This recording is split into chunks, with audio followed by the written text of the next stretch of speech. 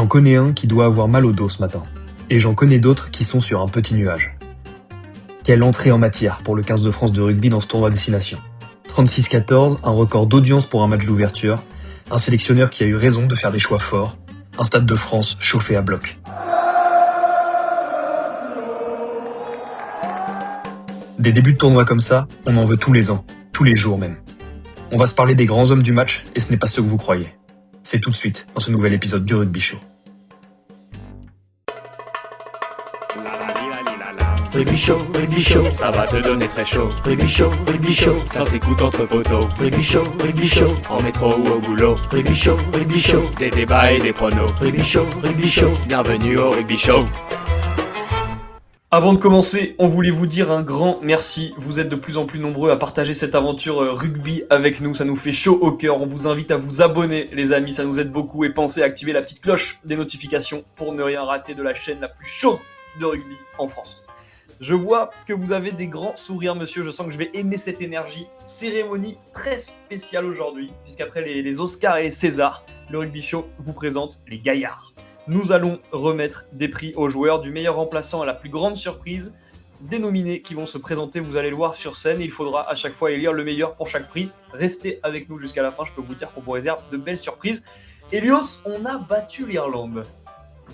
On a battu l'Irlande et on a eu la chance, mon cher Clément, d'y assister dans une ambiance de feu. Pour ceux qui ont la chance de nous suivre sur les réseaux, j'espère que vous avez vu nos petites vidéos au Stade de France. On s'est bien amusé, on a bien kiffé. Quelle belle entrée en matière. Ouais, ils ont beaucoup de chance, ceux qui te suivent sur les réseaux, Elios. C'était chaud. C'était chaud ce match. Moi, ça m'a affamé. Et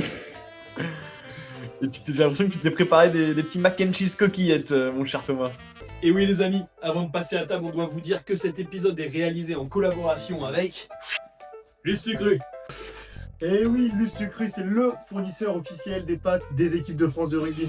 Les pâtes aux œufs Lustucru, c'est du blé 100% français. Des poules élevées en plein air qui font des œufs frais français. Alors forcément, tout ça, ça donne des pâtes 100% Française. Et justement, rien de mieux que de manger des pâtes françaises pour récupérer après un match. Et pour cela, on s'est concocté une recette bien réconfortante des mac and cheese coquillettes. Allez, on vous laisse, ça va refroidir. Je peux vous dire qu'Elios, les coquillettes Lustucru, les aime aussi chaudes que nos émissions. Le premier prix qu'on décide de décerner, vous le voyez sur votre écran si vous êtes sur YouTube ou dans vos oreilles si vous êtes sur des plateformes de streaming, c'est le Factor X. Le Factor X qui s'approche. Thomas, est-ce que tu peux nous en dire un peu plus sur ce prix, s'il te plaît ? Bien sûr. Et moi, mon Factor X, je ne vais pas les faire durer le suspense plus longtemps, c'est Thomas Ramos. Des relances du parking, le coup de pied magistral sur le deuxième essai de Bielbiarré. On sait que les Toulousains, ils jouent au foot tous les lundis après les matchs. Je peux te dire que là, ça s'est ressenti. Ouais. D'accord. Très très gros match. Très très gros match de Thomas Ramos qui est un facteur XYZ même. Tellement c'est un grand facteur. D'ailleurs, on va lui remettre un prix. Vous étonnez pas, le trophée, c'est un prix de facteur parce que le Factor X, c'est avant tout un facteur. Elios, ton Factor X ? Moi, mon Factor X, ça aurait pu être aussi Ramos, mais j'ai décidé de nominer notre collègue Nicolas Deporter. Petit résumé de ses stats, c'est 14 plaquages réussis, donc c'est lui derrière qui fait le plus de plaquages. Il bat 7 défenseurs, c'est lui qui bat le plus de défenseurs. Il gagne une soixantaine de mètres, dont 20 après contact, donc pareil, c'est celui qui gagne le plus de mètres. Donc pour ces trois raisons-là, je nomine monsieur Nicolas Deporter, qui est trop fort. Deporter dont tu es fan depuis des années maintenant. Hein. Je pense que ça te fait très plaisir de voir ce mec titulaire en équipe de France. Moi, mon Facteur X, messieurs, c'est Louis Bielbiarré. Louis Bielbiarré, tu lui donnes un ballon, il te met 2 essais. C'est pas compliqué. Un ballon, 2 essais, très rentable. Pour moi, il se prend même pas la peine de faire semblant d'être fatigué. Je sais pas. C'est un mec qui m'impressionne, qui est maintenant indéboulonnable en équipe de France. Il a manqué quelques plaquages, 3 plaquages manqués, mais c'est aussi ça un Factor X, c'est qu'on ne sait pas trop ce qu'il est capable de faire. 3 plaquages manqués, mais bon, ça nous rappelle Penaud en équipe de France, c'est pas si déconnant, et quand tu vois la magie qu'il apporte aux ailes, moi ce mec me fait trop plaisir. Me fait trop plaisir. C'est vrai que Louis Biel, il est dangereux tout de suite. Première minute, il tape un coup de pied, il a failli avoir essai. Le Stade de France était déjà debout. J'imagine que vous étiez debout. Ouais, je passais mon match debout. Moi. On n'était pas très bien placé, donc on a eu du mal à voir l'en avant d'Olivon. Qui a malheureusement fait capoter le premier essai, mais ouais, quel bonheur de le voir débouler sur les ailes. Par contre, le Factor X, ça dépend ce qu'on entend par Factor X, mais moi, Clément, je suis pas à 100% d'accord avec ta nomination, si je peux me permettre. Je dis pas que ses essais sont tout faits, loin de là. Mais c'est pas non plus le mec qui pèse le plus sur le jeu qui va te faire basculer le match, même s'il a marqué 2 essais. Le deuxième essai, c'est Ramos qui le fait de A à Z. Son coup de pied là comme ça, quel délice de caresse. Et je pense que le facteur X, c'est celui qui te fait te lever. Moi, sur cet essai, c'est Ramos qui me fait me lever. Ouais. Le premier essai, il est pas fait, hein, le premier essai de Bielbiarré. En fait, on l'a revu hier au stade, on se dit ah, attends, pourquoi est-ce qu'ils plaquent pas les Irlandais? Moi, je l'ai revu du coup, enfin j'ai revu le match aujourd'hui à la télé parce que j'avais rien vu au stade. En fait, il est pas fait, hein. Moi, je trouve que Bielbiaré quand même, il joue avec la ligne de touche de façon très forte. Mais je serais d'avis, vu une sélection comme ça dans un gros match, de donner le facteur X à ce cher Nicolas Deporter, sachant en plus l'absence qu'on a eue au centre en France pendant des années. Ça fait du bien d'avoir un mec comme ça. Je sais pas ce que t'en penses, Thomas, mais je pense qu'on peut décerner ça à Nico. Il aurait mérité un essai en plus, hein. Il s'est écroulé dans l'embut irlandais, il faut retenir. Oui. Mais c'est vrai que Nico, allez, on te donne ce facteur. C'est bravo Nico. Tu remportes t'asseoir et attendre le prix et regarder la cérémonie pour le reste. Alors on va le faire ce soir, le petit Nico. Hop là. Hop, un petit prix. Hop, hop. Le deuxième prix de la soirée spéciale Gaillard du Rugby Show, spécial France-Irlande, spécial ouverture du tournoi à destination spécial, c'est le prix du tracteur. Le prix du tracteur, je vois a priori qu'il y a des gens qui sont assez d'accord entre eux. Si vous me permettez, je vais commencer parce que je sens que je suis en minorité dans cette argumentation. Moi, je vais nominer Yoram Moefana dans le prix du tracteur. Dès la première minute, il concentre 2 défenseurs, il passe les bras, il fait un offload. C'est ce qui amène le presque essai d'Olivon. Il nous met tout de suite dans l'avancée. Tout le match, ça a été un point de fixation. Ça a été la plaque tournante de l'attaque. Pour moi, si les autres ont brillé, Deporter, Bielbiaré, c'est parce que Moefana, c'était un danger. Ah ouais. Elios, toi qui as vu le match au stade et qui du coup a un bien meilleur ressenti que Thomas. En tracteur, j'aurais pas dit en tracteur. C'est vrai qu'il attire les regards et les défenseurs se fichent sur lui. Et ils l'ont pas mal utilisé en leurre ou en pivot, mais au final, il fait que 22 mètres ballon en main. Donc pour un tracteur, il tombait en panne quand même. Enfin, c'est super, hein, mais 22 mètres, quand tu vois que Deporter, il fait x3 au même poste, même si on peut pas exactement comparer 12 et 13. Non, moi j'aurais plutôt nominé un mec qui a beaucoup porté de ballon. Je crois que c'est Michael Guillard qui a porté le plus de ballons dans ce match, 17 ballons portés. Donc pour moi, c'est plus un tracteur, quoi. Il a fait avancer l'équipe. Ouais. Une passe décisive, il a joué que 50 minutes, 7 sur 8 au plaquage. Ouais. Moi, je suis assez aligné avec ce cher Elios, Thomas, et du coup, ça me fait dire que tu vas avoir tort une deuxième fois ce soir, puisque l'heureux élu risque d'être notre cher Guillard. Mais moi, j'ai pas tort, c'est juste mon opinion. C'est ton opinion. Ouais, mais bon. Tu peux pas changer mon opinion. C'est une opinion qu'adore. En tracteur, tu dois mettre un mec soit qui bat des défenseurs, soit qui fait des franchissements. Moefana, il a été bon hier, mais il n'a pas non plus brillé. Donc, je me permets de pas être d'accord. Ouais, tu as le droit de pas être d'accord. Après, moi, je suis très content de ce choix de Michael Guillard. C'est bien d'avoir une diversité d'opinions dans cette délicieuse atmosphère d'acceptabilité sociale, s'il vous plaît. Je préfère le préciser. Et puis Guillard, il a été monstrueux. En vrai, il était sur tous les ballons. T'as un peu ce truc où Guillard, il jouait 5, mais il jouait comme un 8 dans le jeu courant. Jelonche un peu à l'inverse. Il avait le 8 dans le dos, mais il a plutôt fait les tâches de l'ombre. Et justement, puisque tu parles de Jelonche, je propose qu'on avance sur ce joueur avec le prix, messieurs, mesdames, de l'affamé, sponsorisé par Lustucru, comme vous pouvez le voir sur ce super prix si vous nous suivez sur YouTube, que je vais quand même me permettre de mettre plus gros parce que je le trouve quand même exceptionnel. Le super prix donc de l'affamé. L'affamé, je crois que c'était donc Jelon pour toi, mon cher Thomas. Ouais, moi je nomine Anthony Jelon pour gagner ce prix de l'affamé. Jelon qui est le plus gros plaqueur français avec 17 plaquages à son actif. Un grattage. Le mec, on l'a pas tellement vu ballon en main, mais je peux te dire qu'il avait envie d'en manger, les Irlandais. Lui, il avait pas bouffé depuis 3 jours. Je peux te dire que là, des Lustucru, il a dû en éclater. Elios ? Moi, pour une fois, je vais être d'accord avec Thomas. C'est vrai qu'il était affamé. On l'a vu au grand écran du Stade de France. Je pense que c'était la 17e minute. Il était déjà tout rouge, complètement capot ouvert. Le mec, il avait déjà tout donné. Ouais, il est partout, honnêtement. Ça fait plaisir. C'est un super beau remplaçant numéro 8 qu'on a là, à la place de Grégory Aldrit. Je trouve un peu dans le même registre, les deux, des gros combattants, gros plaqueurs. Donc ouais, je sais pas exactement depuis combien de temps il n'avait pas nourri, mais il avait faim, notre Anto, ça c'est sûr. Moi, je vais me permettre d'être un peu différent, messieurs, parce que je vais vous proposer Gégou. 15 plaquages, deuxième meilleur français derrière Jelon. Alors, je sais, c'est pas le meilleur plaqueur, mais c'est le deuxième meilleur. Pour moi, c'est pas un joueur de l'ombre, c'est un mec qu'on voit un peu partout, soutien offensif, il a cette course avec ballon.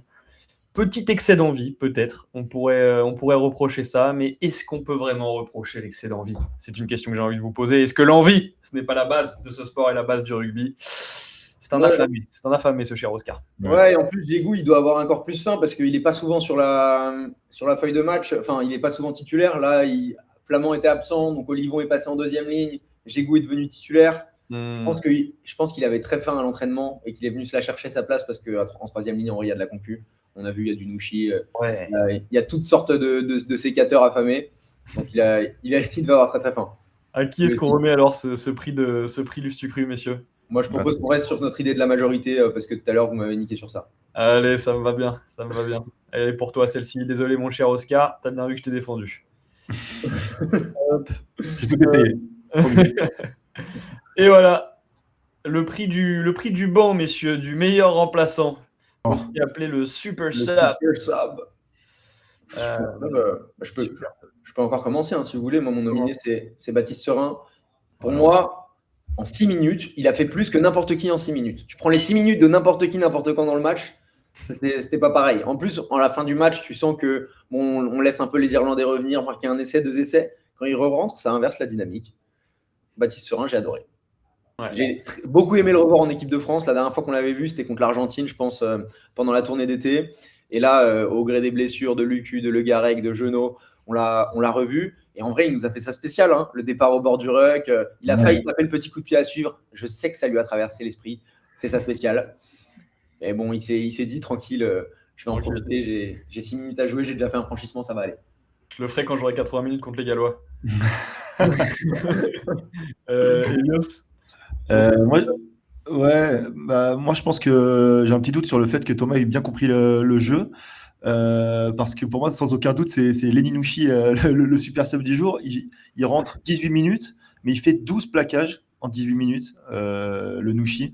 Donc je trouve ça quand même assez monstrueux. Donc 3 plaquages offensifs. C'est lui qui a le plus de plaquages offensifs sur le match alors qu'il joue 18 minutes.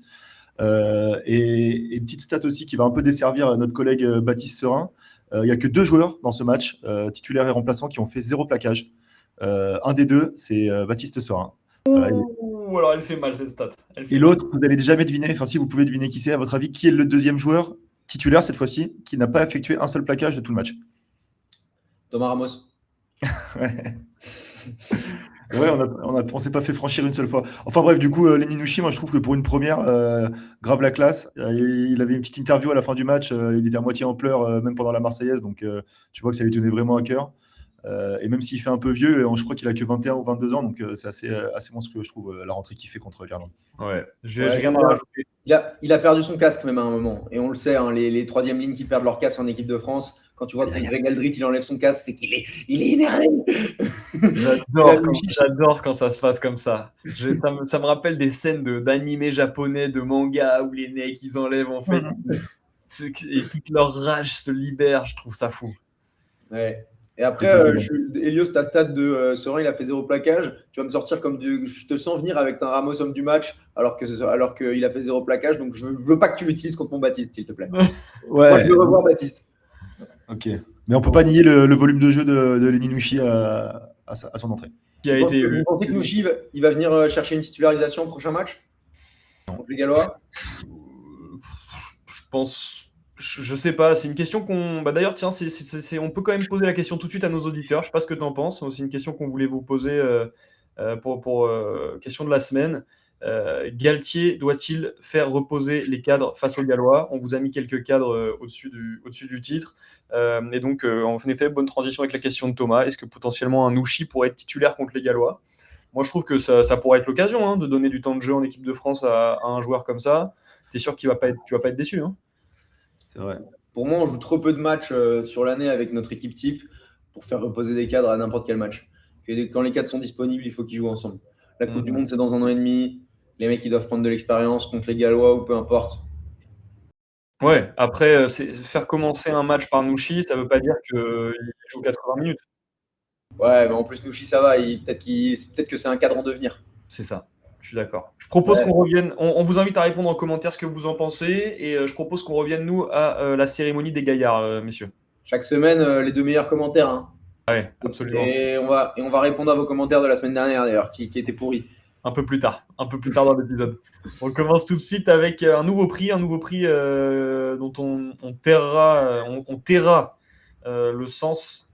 Mais c'est le prix de la paire, donc qui s'affiche sous vos yeux.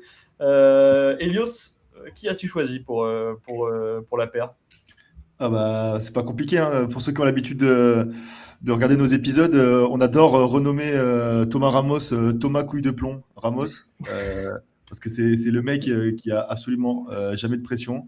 Et là, je voudrais citer une action particulière, je pense qu'on a tous remarqué. C'est au moment où le 10 irlandais tape une énorme chandelle qui arrive sur Ramos dans les 22 mètres français. Et lui, sans aucune pression, il est chassé par toute l'équipe irlandaise, notamment, je crois que c'est Ringrose qui arrive un peu tambour battant. Et Ramos, il l'attrape, après il calme le jeu, comme ça, il laisse tous ses potes se replacer. Donc, pour la gestion de cette situation très, très périlleuse, je nomine Monsieur Thomas Ramos Couille de Plomb.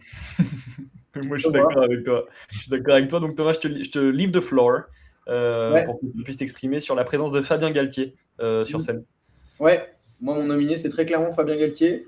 Pourquoi ? Parce qu'il a choqué la France la semaine dernière en annonçant pas d'Aldrit, pas de Penaud, pas de Ficou dans la liste. Et tous les mecs qui ont joué à leur place ont été brillants. Atisogbe, phénoménal. D'ailleurs, c'est un de mes nominés pour plus tard dans l'épisode, donc je ne vais pas trop m'attarder sur son cas.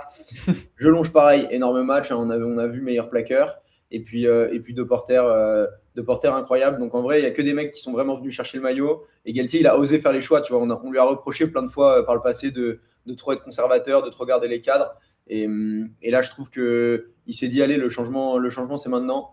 Il avait peut-être parlé à Flamby quelques instants avant. Je ne sais pas, regarder quelques discours, mais pour moi, c'est du solide et c'est la marque des grands entraîneurs. Il est revenu un peu sur ses choix. Il s'est dit, tiens, en 2020, on a fait ça, ça a bien marché. En 2022, on était la meilleure équipe du monde. Et ben là, il a voulu retenter parce qu'il sait que la Coupe du Monde, c'est dans 2 ans. Et il veut redevenir la meilleure équipe du monde. J'aime quand tu dis que c'est la marque des grands entraîneurs et j'ai envie de te dire que pour la première fois dans l'histoire du Rugby Show, tu m'as peut-être convaincu et que je vais peut-être te laisser décerner la paire à ce cher Fabien Galtier. Elios, est-ce que tu es d'accord ? Ouais, moi j'avais une petite remarque par rapport à ce prix de la paire de couilles de l'année. Non, mais dans le sens c'est juste la paire, je sais pas. Ouais. C'est pas ok. La paire de plomb. Ok, la paire, il n'y en a pas de nickel. Non, mais c'était pas non plus le match le plus utile. Ok, c'est l'Irlande en ouverture, mais ils étaient tellement, on en parlera après de l'Irlande, je pense, mais ils étaient tellement décimés. C'est une des pires équipes d'Irlande qu'on a vues depuis des années. Il n'y a pas eu énormément de situations ou d'actions compliquées à gérer, donc on va en parler. Ils ont tous fait un super match, mais en termes de courage pur et dur, ils n'ont pas trop eu l'occasion d'en démontrer, j'ai trouvé. Donc c'est pas mal de remettre la paire à Fabien Galtier. Donc c'est très bien pour faire court, évidemment. C'est super de la mettre à Fab Galtier. Ouais. Très bien, c'est vendu. C'est vendu. Fabien est parti s'asseoir à côté de ses amis avec un sourire jusqu'aux oreilles. Hein, forcément, gagner la paire de l'année, c'est pas donné à tout le monde. Ouais, mais juste attention de ne pas s'asseoir dessus, quoi. Ok. Allez, sans transition. L'âne du jour, messieurs, c'est un prix un peu nouveau. L'âne du jour, moi de mon côté, pour commencer, et ça va un peu d'ailleurs titiller la paire de Fabien Galtier qui vient de la gagner. Moi, c'est la stratégie du banc. Je ne sais pas si c'est la faute de Galtier qui fait rentrer le banc peut-être un peu tôt. Il y a une mauvaise gestion du temps faible, j'ai l'impression. Les Irlandais appuient sur le bouton révolte au même moment, donc il y a un espèce de flou où on se dit pendant 10 minutes oulala, en fait, ok, tout peut se passer. C'est vrai qu'on regarde un match de rugby et que en gros les Irlandais peuvent décider de planter 10 essais maintenant et en fait on perd le match. Alors on se retrouve pas on va pas jusque là dans la pensée, mais quand même on prend 2 essais et on se dit ah ok, ils peuvent revenir.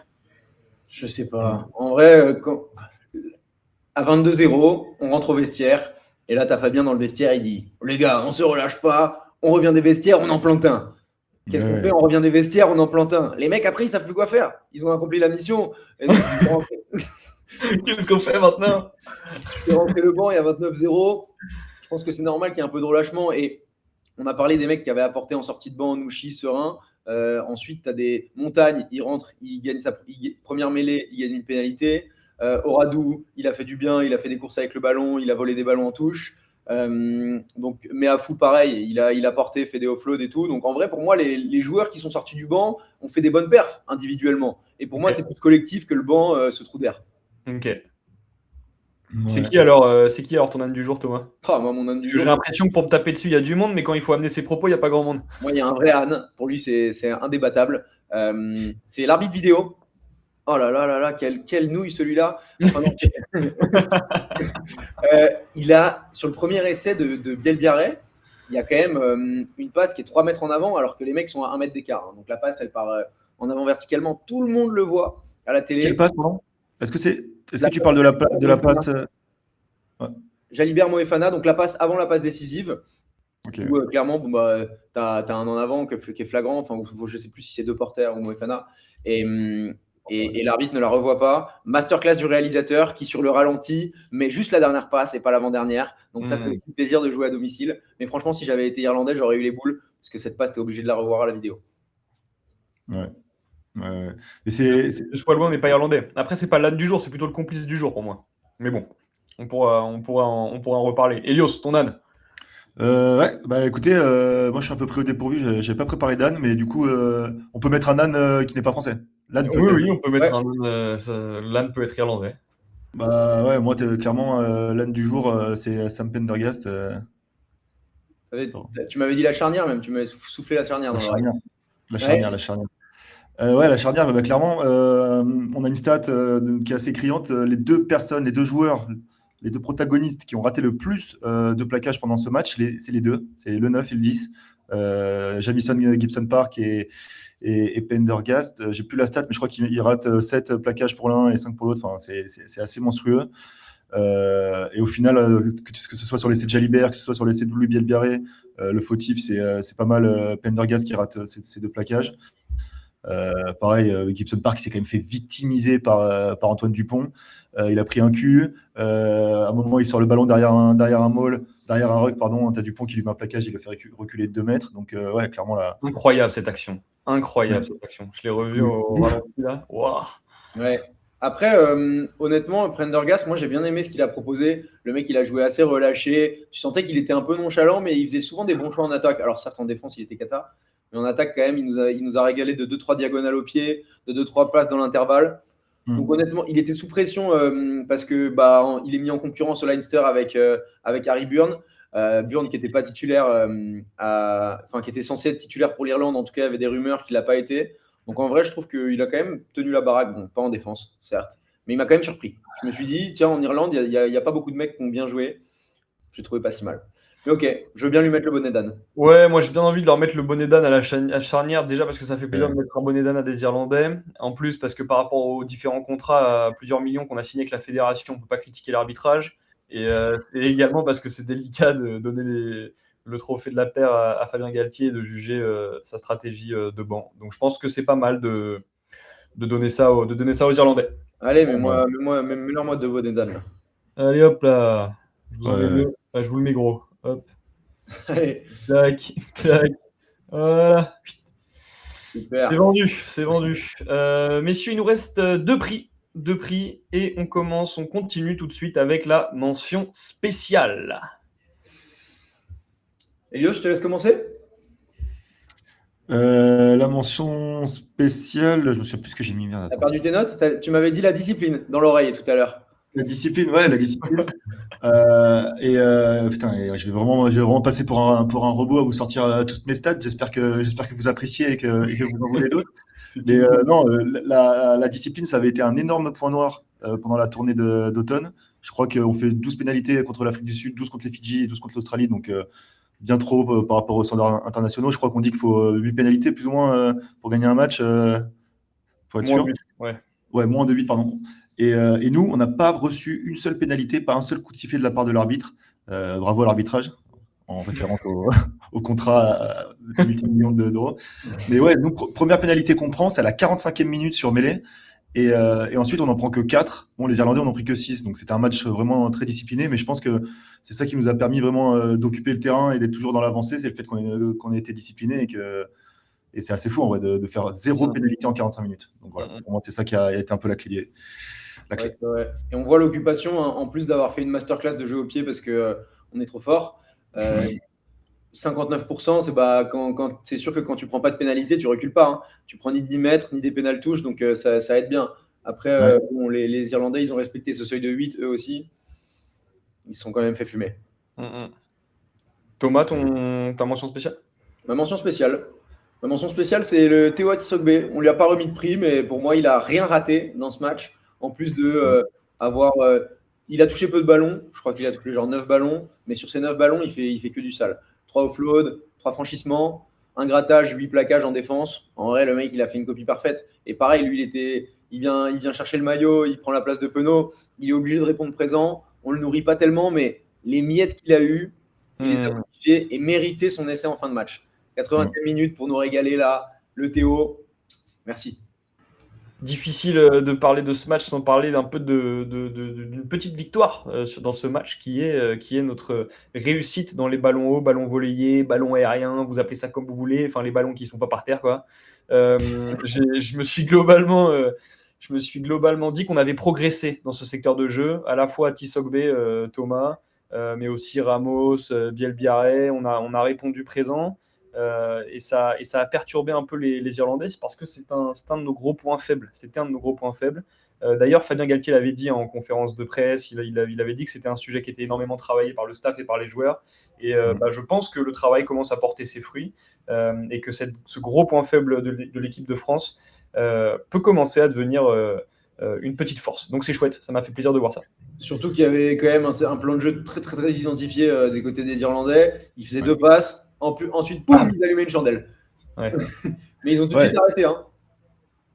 Et en plus, ils avaient fait exprès dans leur composition d'équipe de mettre des grands ailiers et un grand 15, ou en tout cas des mecs qui sont à l'aise sous les ballons. Donc c'est sûr que c'était une stratégie quand même ciblée pour eux. Après, on gagne les 6 premiers duels aériens, donc ils ont dû se dire ah merde, ça va pas marcher en fait. Je sais pas, c'est difficile de donner une mention spéciale et de décerner. Moi, ça me fait un peu de la peine de la donner à un joueur spécialement. Je trouve ça assez sympa de le donner soit à la discipline, soit au ballon haut. Et la discipline, j'ai l'impression que c'est avec ça qu'on gagne des matchs de rugby au niveau international. Donc je trouve ça pas mal quand même de décerner à la discipline. Surtout 4 pénalités, c'est choquant.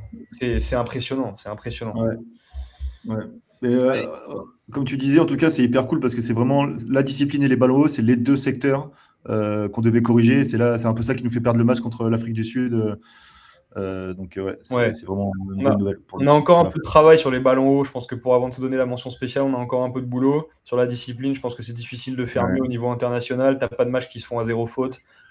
Franchement, respect. Le prix de l'homme du match, messieurs, c'est Thomas Ramos qui apparaît en 2 exemplaires sur cette scène. En 2 exemplaires, oui, parce qu'il a quand même marqué le match. Je pense que personne ne dira le contraire. Par contre, les 6 nations ont élu Michael Guillard en homme du match. Je ne sais pas exactement sur quoi il se base, mais nous, on a choisi Thomas Ramos. On ne va pas reciter toutes les raisons, mais bon, pareil, il fait 5 sur 6 devant les perches avec des transformations compliquées. Il fait 0 plaquage, mais toutes les situations compliquées qu'il a eu à gérer, notamment à un moment, il y a un petit coup de pied à suivre de Pendergast et il pousse le ballon en dehors de l'en-but. Ça a été hyper décisif. C'est ce que t'attends d'un 15 de calibre international. Les relances du parking, il a franchi 3 fois. Il nous a régalé le Thomas. Honnêtement, Guillard, ils ont confondu l'homme du match avec le tracteur, ce qui est tout à fait compréhensible. Et il n'y a pas de problème. Moi, j'apprécie beaucoup Michael et en plus, il a élevé son niveau de jeu. Donc ça va. Ramos, c'est le meilleur joueur. Et moi, je vais vous faire mentir, messieurs, et de toute façon, c'est moi qui ai la main sur la scène et sur la remise des prix, donc je vais choisir. Mathieu Jalibert, très grand joueur qui était très attendu, surtout beaucoup de polémiques, toujours des histoires, des Jalibert, des Ntamak, nanana. Jalibert, il arrive, il a fait une très belle prestation, il a marqué un essai. Quand il marque un essai, il lève son bras comme vous l'avez vu dans l'introduction, il tape dans le ballon de toutes ses forces. Ah, c'est bon, c'est bon. Moi, ça m'a fait plaisir de voir ça. Je trouve qu'on a besoin de décerner ce prix à cet homme pour la simple et bonne raison qu'il a beaucoup souffert en équipe de France de rugby. Il a beaucoup été pointé du doigt et donc qu'il le mérite pour moi. Il faut souligner que c'est un grand joueur. Il a fait un match de patron. Il a fait un match de patron. 80 minutes, de grande qualité. Et en plus, il a bien défendu. On l'a vu se donner. Donc, pareil, hein, il y a eu plein de points faibles qui ont été gommés. Par contre, on n'a pas donné notre accord pour qu'il soit homme du match, Clément. Donc, il prend beaucoup de liberté. Moi, ça me fait mal de ne pas remettre de prix à Ramos, mais bon. Alors, moi, tu m'as convaincu, Clément. Déjà, c'est cool de mettre l'homme du match à un mec qui a le plus beau mulet sur le terrain. D'accord. C'est quand même rugby, c'est sport. Mais ouais, 11 sur 12 en défense. Il nous a régalé sur des secteurs qu'on l'attendait pas, donc la défense. Donc je pense que Clément, tu m'as convaincu. C'est vrai qu'il a besoin de confiance, il a besoin qu'on l'installe pour performer au top. Bien sûr. C'est un grand joueur, Mathieu. Ouais, il a même fait un 50-22. C'est un peu comme Ramos, tu vois. Ils ont sorti toute leur palette, palette technique. Ils ont un peu tout fait, tout réussi. Donc ouais. Pour le côté confiance, moi, je penche côté Clément. Pas facile d'être répondre autant présent quand tu es autant attendu et autant soit aimé, soit détesté dans un stade. Donc, je trouve que c'est bien de se rassembler autour de lui. Thomas, je ne te demande pas donc ton avis, puisqu'il a été élu à 2 voix contre une. Mathieu Jalibert, félicitations Mathieu, c'est toi qui remporte l'homme du match du France-Irlande spécial ouverture du tournoi à destination spécial rugby show, spéciale soirée des gaillards. Thomas, peut-être on parle un peu de la question de la semaine dernière. Ouais, on va remettre le prix de la saucisse à nos auditeurs. Il n'y en a pas un qui a trouvé le score exact la semaine dernière. C'était ça la question. Et c'est vrai que vous avez raté l'opportunité, vous êtes passé à côté de l'opportunité de gagner un magnifique cadeau qu'on va remettre en jeu la semaine prochaine contre Absolument. Le Pays de Galles. Donc vous devez deviner le score exact de Pays de Galles France. La semaine dernière, il y a eu des devinettes qui n'étaient pas si loin. Et on a eu un 36-17. Donc il y a eu un 36-18 aussi. Vous aviez le bon nombre de points pour la France. Froggy qui a souligné que notre pronostic de 36-10 était bon. Froggy 17, mais j'aime bien quand tu es d'accord avec nous. J'espère que tu seras encore d'accord avec nos analyses et avec les points qu'on a remis aujourd'hui. Il espère que le cadeau soit une place à Ernest Vallon quand toi non joue. Non, ça ne sera pas ça. Quant aux 10 copains, je déclare que tous ceux qui vous suivent sont mes copains. Ça ira. Évidemment que ça ira. Comment on pourrait ne pas être d'accord avec soi, mon Froggy? Froggy, en plus, la photo de profil, c'est Mimi Mati, si je vois bien. Et c'était un voyage aux Maldives, non? C'est ça qu'on avait promis aux vainqueurs? Ouais, donc pas de chance. La semaine prochaine, ce ne sera pas un voyage aux Maldives, ce sera un Eco Cup. Donc, non, c'est un autre cadeau dont on ne dit pas la teneur pour le moment. En tout cas, on l'offrira si jamais l'un de vous trouve le score exact. Et s'il y a ex-aequo dans les scores exacts, parce qu'on nous a posé également cette question sur l'ensemble de nos réseaux sociaux, s'il y a ex-aequo, eh bien ce sera un pile ou face. Vous partirez à 2 Maldives. Et si je peux me permettre, sans porter offense à nos chers followers, il faut qu'ils se réveillent un peu parce qu'au final, le pronostic le plus proche, c'était celui de Victor Berton, notre collègue chroniqueur du Rugby Show, qui avait annoncé 36-10. Et je pense que c'était lui le plus proche. Donc, non, pas du tout. On a Charnalk 5201 qui nous a dit 36-17. Donc, qui était vraiment pas loin du score exact. Et je pense, à mon avis, qu'il se mord les doigts aujourd'hui derrière son écran. Messieurs, merci d'avoir répondu présent pour ce débrief bouillant. On va réchauffer les pâtes et les terminer parce que je vois, Thomas, que toi, tu as laissé un peu refroidir l'histoire. Moi, non, t'inquiète pas qu'avec cet épisode, elles sont encore chaudes. On va tout de suite, on va vous laisser. On espère que cet épisode vous a plu. Si vous êtes encore là à ce moment-là de l'émission et que vous n'êtes pas abonné, il y a un problème. Franchement, on ne vous comprend pas. Et surtout, on vous donne rendez-vous la semaine prochaine avant le match face au Pays de Galles pour débriefer du match. N'oubliez jamais, le rugby show. Ah, mais c'est chaud. Rugby show, ça va te donner très chaud. Rugby show, ça s'écoute entre poteaux. Rugby show, en métro ou au boulot. Rugby show, des débats et des pronos. Rugby show, bienvenue au rugby show.